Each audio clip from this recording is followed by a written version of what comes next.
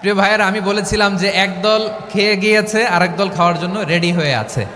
তো কোনো দল এটা নিয়ে কোনো কথা বলল না। আপনারা এটাকে নিজের গায়ে যে মাখালেন, এটা ঠিক হয়নি। আর এই জাতীয় বার্তা যখন আমরা দেই, তখন যদি আপনি বলেন যে পারলে রাজনীতিতে আসেন, পারলে দল করে দেখান, এটা হইল? তো যশোরের প্রোগ্রামের এক ভিডিওর পেছনে আমাদের কিছু দিনী ভাইরা 6 বছর আগের এক অডিও ব্যাকগ্রাউন্ডে জুড়ে দিয়ে বিভ্রান্তি ছড়ানোর জন্য সোশ্যাল মিডিয়াতে ছড়িয়ে দিয়েছে। তো তাদের প্রতিও আমাদের কোনো রাগ নাই, ক্ষোভ নাই। তারা হয়তো দিনই তাকাদা থেকেই করেছে। বিশাল মাঠ, আমি তো বাংলাদেশের অলমোস্ট অধিকাংশ জেলায় গিয়েছি। এই এমসি কলেজের ময়দানের মতো মাঠ আমার চোখে আর পড়ে নাই বাংলাদেশ।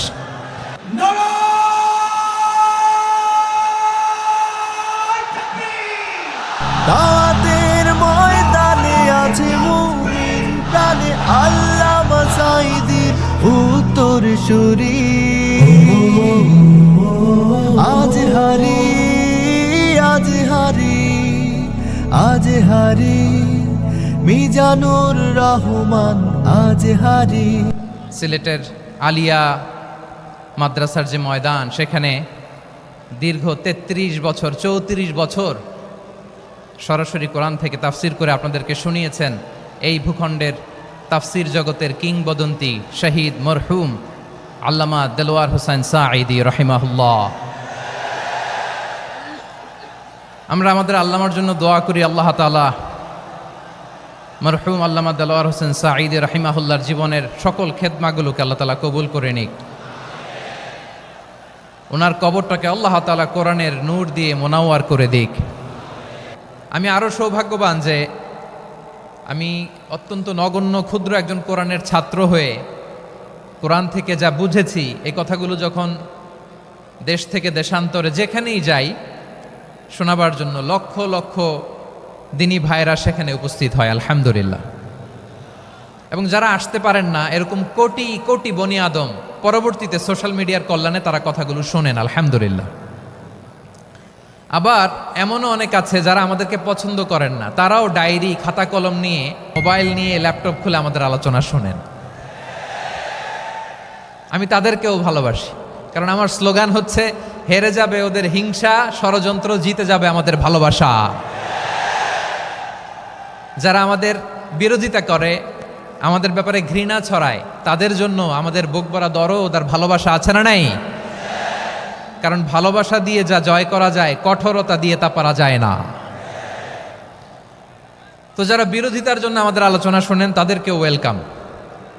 যারা আমাদের আলোচনা আউট অফ কনটেক্সট নিয়ে এক জায়গার মাথা আর এক জায়গার লেজ জুড়ে দেন, তাদেরকেও ওয়েলকাম। গত সপ্তাহে আপনারা জানেন খুলনা বিভাগের প্রোগ্রাম আমি দিয়েছিলাম যশোরে আদ্দিন ফাউন্ডেশনের উদ্যোগে। তো যশোরের প্রোগ্রামের এক ভিডিওর পেছনে আমাদের কিছু দিনী ভাইরা 6 বছর আগের এক অডিও ব্যাকগ্রাউন্ডে জুড়ে দিয়ে বিভ্রান্তি ছড়ানোর জন্য সোশ্যাল মিডিয়াতে ছড়িয়ে দিয়েছে। তো তাদের প্রতিও আমাদের কোনো রাগ নাই, ক্ষোভ নাই। তারা হয়তো দিনই তাকাদা থেকেই করেছে, কিন্তু তারা হয়তো বুঝতে পারে নাই এই যে রিসেন্ট আলোচনার ভিডিওর পেছনে 6 বছর আগের অডিও জুড়ে দেওয়া, এটাকে বাংলায় বলে প্রতারণা। কি বলে? প্রতারণা, ধোঁকাবাজি। এখনকার আলোচনার ভিডিও আর ব্যাকগ্রাউন্ডে এডিট করে লাগিয়েছে 6 বছর আগের অডিও।